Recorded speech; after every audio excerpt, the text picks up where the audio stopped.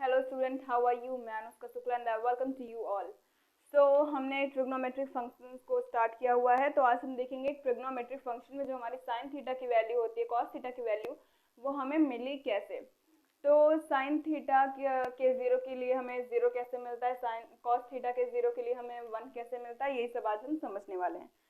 तो इसके लिए हम पहले लेंगे एक सर्कल। क्या लेने वाले हम? एक सर्कल लेंगे।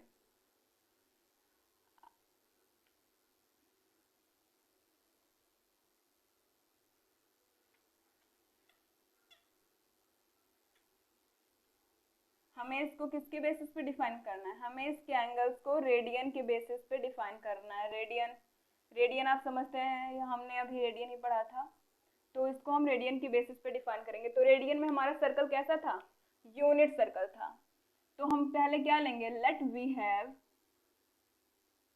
ए यूनिट सर्कल। यूनिट सर्कल का मतलब क्या हुआ कि हमारे जो सर्कल है उसका रेडियस कितना है? 1। रेडियस हमारा 1 है, राइट। तो अब हम क्या करेंगे कि हम कोई पॉइंट यहाँ पे पी लेंगे, P. Let we assume a point. We assume a point P on circle जिसका कोऑर्डिनेट क्या है? A, B। अब A, B यहाँ पे क्या है? A है हमारा, हम लेके इधर दिखाते हैं आपको, ये हो गया हमारा P। इसको हम ऑरिजिन से भी क्या करेंगे? ऑरिजिन से भी हम इसको कनेक्ट करेंगे। इसको हमने ऑरिजिन से कनेक्ट कर दिया। तो ये हो गया हमारा A, ये हो गया हमारा B, राइट। और ये है P जिसका कोऑर्डिनेट है A, B। क्या है कोऑर्डिनेट इसका? A, B। अब यहाँ पे आपको क्या दिख रहा है? ये इतनी वैल्यू हमारे पास 1 ही रहेगी। ये इतनी वैल्यू क्या है? 1 है।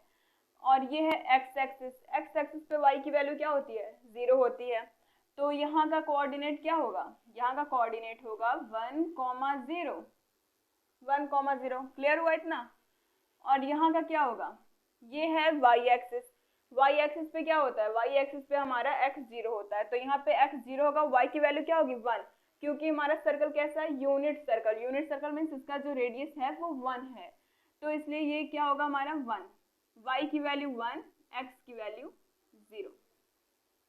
इसको हम एज्यूम करते हैं कि ये b है और ये a है। ये वाला पॉइंट हमारा a है, ये b है। और ये यहाँ का कोऑर्डिनेट क्या होगा? हम इसको c एज्यूम करते हैं। यहाँ का कोऑर्डिनेट क्या होगा हमारा? ये नेगेटिव साइड में x की वैल्यू हम लेंगे, नेगेटिव साइड में। और इस पे x एक्सिस पे y की वैल्यू 0 होती है। तो इस x एक्सिस पे पहले हमें y की वैल्यू 0 करनी है और ये नेगेटिव साइड में जा रहा है तो -1 करेंगे। 1 क्यों कर रहे हैं? समझ में आ रहा ना? यूनिट सर्कल है इसलिए हमने यहाँ पे 1 किया। अब नीचे के साइड में आएंगे, यहाँ पे इसको हम d एज्यूम करते हैं, d। यहाँ पे हमारा क्या होगा? यहाँ पे आपका जो y एक्सिस है वो नेगेटिव साइड में है y की वैल्यू। तो यहाँ y एक्सिस पे हमारा x 0 होगा, तो 0 किया, y की वैल्यू -1। आगे बात में समझ में? और देखिए मैंने आपको बताया था कि अगर हमारे आर्क की लेंथ, x कुछ भी लेंगे, 1 लेंगे, तो हमारा रेडियन क्या होगा? रेडियन हमारा 1 होगा। अगर आर्क की वैल्यू हम x लेंगे तो रेडियन हमारा x होगा। तो अगर हम इसको मानते हैं कि आर्क का जो लेंथ है ये इतना, x इसको हम एज्यूम करते हैं ये पूरा इतना, राइट। अगर हम इतने पूरे को x एज्यूम करेंगे तो हमारे आर्क की हमारा एंगल क्या आएगा? हमारा एंगल x आएगा। मैंने आपको बताया था रेडियन के लेक्चर में। रेडियन एंड डिग्री अगर आपने ठीक से नहीं पढ़ा तो आप पहले जाके रेडियन एंड डिग्री का लेक्चर अच्छे से पढ़िए, उसके बाद ही आपको क्लियर हो पाएगा कि ये जो है यहाँ पे आर्क का लेंथ और ये एंगल कैसे फॉर्म हुआ। तो मैंने उसमें आपको बताया था कि जितना आर्क का लेंथ होगा उतना ही हमारा रेडियन या उतना ही हमारा एंगल फॉर्म होता है। तो हमने यहाँ पे आर्क का लेंथ जो है वो x लिया, तो हमारा रेडियन क्या हो गया? x हो गया। तो here the length of arc is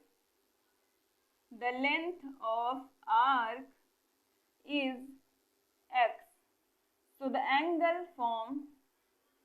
angle is also x, ऐसे लिख देते हैं, so the angle is also x, right. तो एंगल हमारा क्या होगा, एंगल भी हमारा x ही होगा। तो अब देखिए ये एंगल है हमारा x एंगल है। अगर यहाँ से हम cos x की वैल्यू निकालें, तो हमें क्या मिलेगा, cos x, रहने दी इसको, पहले छोड़िए, किस ट्रायंगल की बात कर रहे हैं हम, इन ट्रायंगल PO, क्या इसको क्या लें, इसको हम Q लेते हैं, इन ट्रायंगल POQ, Q लिया हमने, इसको कंफ्यूज नहीं होना, ये Q है, हमने इसको लिया इन ट्रायंगल POQ। हमें क्या फाइंड आउट करना है, cos x is equal to क्या होगा,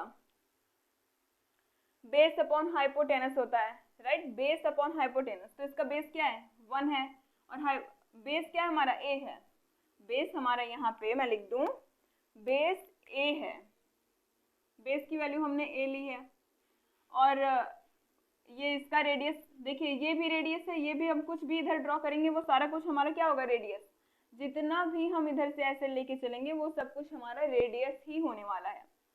तो ये रेडियस की वैल्यू, ये OP की वैल्यू क्या हो जाएगी हमारी, 1। बात समझ में आ रही ना, क्योंकि ये भी OP भी हमारा रेडियस है, OB भी हमारा रेडियस है, OC भी है, हम कुछ भी इधर ड्रॉ कर लें वो सारा कुछ हमारा रेडियस होगा और उसकी वैल्यू 1 होगी, क्योंकि सर्कल हमारा कैसा है, यूनिट सर्कल है। यूनिट सर्कल मीन्स उसकी जो वैल्यू होगी, उसका जो रेडियस होगा वो हमारा 1 होगा। तो OQ की वैल्यू हमें क्या मिली, cos x is equal to क्या हो जाएगा, OQ अपॉन OP। तो OQ की वैल्यू क्या है, A अपॉन में 1, तो cos x की वैल्यू A आ गई, राइट। cos x की वैल्यू हमें क्या मिल गई, A। अब अगर हम निकालें B की वैल्यू, सॉरी sin x की वैल्यू अगर हम निकालें, sin x की वैल्यू क्या हो जाएगी, sin x सिमिलरली वैसे हम करेंगे, sin x में सिर्फ क्या हो जाएगा, QP अपॉन OP, OP की वैल्यू 1, समझ में आ गई। तो QP अपॉन OP, QP की वैल्यू क्या है, QP की वैल्यू हमें मिली B, क्या है B, अपॉन में क्या मिला हमें 1, तो क्या हो गया हमारे पास, B आ गया, क्या आ गया हमारे पास, B आ गया। तो cos x is equals to A, sin x is equals to B। अगर हम इस ट्रायंगल से देखें तो हमें क्या मिलेगा, A square plus B square is equals to 1। कैसे आया ये, A square plus B square is equals to 1 कैसे आया, हम जानते हैं कि परपेंडिकुलर का स्क्वायर प्लस बेस का square is equals to hypotenuse का स्क्वायर होता है, हम जानते हैं इतना। तो उसी से हमने किया A square plus B square is equals to 1, right. तो अगर हम यहाँ पे A और B की वैल्यू पुट करें तो हमें क्या मिलेगा, cos square x plus sine square x is equals to 1। Proof हो गया इतना, एक चीज हमने प्रूफ कर ली, क्या, cos square x plus sine square x is equals to 1। कैसे है मैं आपको फिर से बता दूं, हमें एक यूनिट सर्कल लेना है, यूनिट सर्कल लिया हमने तो उसका रेडियस 1 है, फिर हम एक पॉइंट एज्यूम करेंगे P जो हमारा सर्कल पे लाई करेगा, P है जिसका कोऑर्डिनेट क्या है हमारा a, b, और यहाँ के कोऑर्डिनेट 1, 0 होंगे क्योंकि इसकी डिस्टेंस 1 है और एक्स एक्सिस पे y की वैल्यू 0 होगी। यहाँ पे हमारा 0, 1 होगा, यहाँ पे -1, 0, यहाँ पे 0, -1, राइट। तो इससे हमने निकाला cos x की वैल्यू, ये रेडियन से हमने cos x की वैल्यू निकाला और फिर sin x की वैल्यू निकाली, फिर हमने A square plus B square is equal to 1 में उसकी वैल्यू पुट कर दी, तो हमें क्या मिल गया, cos square x plus sin square x is equal to 1। तो आप इसको नोट करिए, फिर मैं इरेज करके आपको फिर से बताती हूँ। तो हमने क्या फाइंड किया था कि cos x is equal to A हमें मिला था और sin x is equals to B। ये इंपॉर्टेंट है इसलिए मैं इसको यहाँ पे लिख रही हूँ। और हमने प्रूव किया था cos square x plus sine square x is equals to 1। अब देखिए मैंने आपको पहले ही लेक्चर में इस ट्रिग्नोमेट्रिक फंक्शन के पहले लेक्चर में बताया था कंप्लीट रिवॉल्यूशन हमारा 2 पाई का होता है। कंप्लीट रिवॉल्यूशन मतलब आप इधर से स्टार्ट किया और पूरा घूमते हुए आप फिर उसी पोजीशन पे आ गए। इनिशियल साइड और टर्मिनल साइड मैंने आपको बताई थी। तो इनिशियल साइड जब टर्मिनल साइड पे आपका ओवरलैप करने लगे तो हम बोलेंगे कि वो कंप्लीट रिवॉल्यूशन होता है। तो कंप्लीट रिवॉल्यूशन के लिए हमने क्या किया था, हमें एंगल मिला था उसका 2 पाई रेडियन मिला था। तो कंप्लीट रिवॉल्यूशन हमारा कब होगा, कंप्लीट रिवॉल्यूशन हमें मिलेगा 2 पाई पे, राइट। कंप्लीट रिवॉल्यूशन हमें 2 पाई पे मिल रहा है। और आप बताइए कि ये इतना एंगल हमारा क्या होगा, एंगल AOB। एंगल AOB क्या होगा हमारा, एंगल AOB हमारा होगा π/2, राइट। और एंगल अगर हम देखें एंगल AOC हमारा कितना होगा, AOC हमारा है पाई। AOC हमारे पास क्या मिला, पाई है। ये इतना पूरा क्या होता है, पाई होता है, ये π/2। अब फिर अगर हम देखें angle AOD, right, angle AOD 3π/2। बात समझ में आ रही मैं क्या कर रही हूँ। एंगल AOB हमारा होगा सिर्फ π/2। फिर हम एंगल AOC लिए, ये भी हमारा क्या होगा, पाई होगा। और अगर हम एंगल AOD करें मतलब ये इतना पूरा एंगल, ये हमारे पास बचेगा 3π/2, राइट। 3π/2 आ गया। तो अब हमें क्या सॉल्व करना है, अब हमें सॉल्व करना है cos x और sin x की वैल्यू। तो अगर इस पे हमारे cos x की वैल्यू क्या होगी, cos 0 अगर हम लें, cos 0 डिग्री, cos 0 हमारा किस पे लाई करेगा, cos 0 हमारा लाई करेगा इस पे, cos 0 हमारा इस पे लाई करेगा। तो cos 0 पे हमें क्या मिलेगा, 0, cos 0 डिग्री। और sin 0 पे क्या मिलेगा, 1, सॉरी cos 0 पे हमें 1 मिलेगा और sin 0 पे हमें 0। अब ये कैसे हुआ कि cos 0 पे हमें 0 मिल गया, sin 0 पे 1 मिल गया। अब देखिए cos 0 हमारा इस पे होगा, cos 0 sin 0 हमारे किस पे लाई करेगा, ये OA पे, इतने पे हमारा cos 0 sin 0 हमारा लाई कर रहा है। तो यहाँ पे देखिए A की वैल्यू क्या है, ये A की वैल्यू मान के चलते हैं, ये B की वैल्यू हम मान के चलते हैं, राइट। A B की वैल्यू हम इसको मान के चलेंगे। तो अगर हम cos x ले लें, तो अगर cos x की जगह पे अगर हम 0 रखें तो हमें क्या मिलेगा, यहाँ पे आपको A की वैल्यू क्या दिख रही है, 1, और B की वैल्यू 0। तो उस तरीके से हमारा cos 0 पे 1 होगा और sin 0 पे 0। अब अगर हम π/2 देखें, cos π/2 और sin π/2, cos π/2 पे यहाँ पे A की वैल्यू क्या मिल रही है आपको, इसको हम AB मान के चलेंगे, राइट, AB मान के चल रहे हैं। तो यहाँ पे A की वैल्यू हमें क्या मिलेगी, यहाँ पे A की वैल्यू हमें मिलेगी 0, क्या मिल रही है, 0। तो cos π/2, क्योंकि π/2 हमारा एंगल कितना होगा, π/2 हमारा इतना होगा, ये हमारा π/2। तो हम इस पे देखेंगे, तो cos π/2 पे 0, A की वैल्यू क्या मिल रही है हमें, 0, तो हम यहाँ पे 0 करेंगे। और sin की वैल्यू 1, तो ये 1 हो गया, राइट। अब अगर हमें करना हुआ cos पाई पे, पाई अगर हमें करना हुआ, ये पूरा कितना होगा, ये पूरा हो जाएगा हमारा पाई। तो अगर हमें cos पाई देखना हुआ, cos पाई पे A की वैल्यू क्या दिख रही है, देखिए cos x is equals to A होता है, cos x is equals to A दिख रहा है हमें, cos x is equals to A। तो हम cos के लिए A की वैल्यू देखेंगे और sin के लिए B की वैल्यू। क्या करेंगे, cos के लिए हम A की वैल्यू को देखेंगे और sin के लिए हम B की वैल्यू को देखेंगे। तो 1 किसे रिप्रेजेंट करेगा, ये cos पाई की वैल्यू को रिप्रेजेंट करेगा। तो cos पाई की वैल्यू क्या हो जाएगी हमारी, cos पाई की वैल्यू हो जाएगी -1, और sin पाई की वैल्यू हो जाएगी हमारी 0, राइट।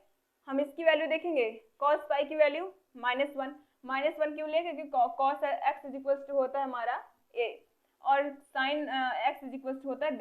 तो हम a और b की वैल्यू को देखेंगे कि यहाँ पे हमें a और b की वैल्यू क्या मिल रही है, राइट। तो a की वैल्यू हमें क्या मिली -1 और b की वैल्यू 0। अब हम देखेंगे क्या cos 3π/2 की और sin 3π/2 की वैल्यू। cos 3π/2 पे वैल्यू हमें क्या मिली a, cos x is equal to a, तो a की वैल्यू हम लेंगे cos 3π/2 0 और sin 3π/2 -1। बात आगे समझ में, देखिए cos 0 पे हम a, b की वैल्यू देखेंगे। cos 0 पे a, b की वैल्यू क्या है 1 और 0। तो cos 0 किस पे लाई करेगा, इस वाले पॉजिटिव डायरेक्शन में x एक्सिस पे लाई करेगा हमारा cos 0 एंगल लाई करेगा। और अगर हम 90 पे जाएं तो हम ऐसे जाएंगे, ये 90 एंगल है, तो हम इसको देखेंगे यहाँ पे a और b की वैल्यू जो होगी वही हम cos π/2 और sin π/2 में रखेंगे। तो यहाँ पे a की वैल्यू है 0, cos x is equal to a, तो cos π/2 पे a की वैल्यू क्या दिख रही है आपको 0 और sin π/2 पे b की वैल्यू क्या दिख रही है आपको 1, तो हमने लिख दिया इधर। फिर हम आए किधर आए, हम पाई पे आए, ये पूरा एंगल पाई फॉर्म कर रहा है, राइट। जब ये पूरा पाई फॉर्म कर रहा है तो यहाँ पे cos x is equal to क्या होता है a, तो cos x की is equal to cos x की जगह पे हमें रखना है पाई और a की वैल्यू क्या है -1। और फिर हम देखेंगे sin x is equal to b, तो sin pi is equal to b की वैल्यू क्या है यहाँ पे 0, तो sin pi is equal to 0। Similarly हम इस 3π/2 में अगर देखेंगे तो यहाँ पे हमें a की वैल्यू 0 और b की वैल्यू -1 दिखेगी। तो cos 3π/2 is equal to 0 and sin 3π/2 is equal to -1। तो आज की वीडियो में बस इतना ही। ये वीडियो आपको कैसी लगी कमेंट करके बताइएगा और अपने फ्रेंड ग्रुप में शेयर करिएगा। Thanks for watching.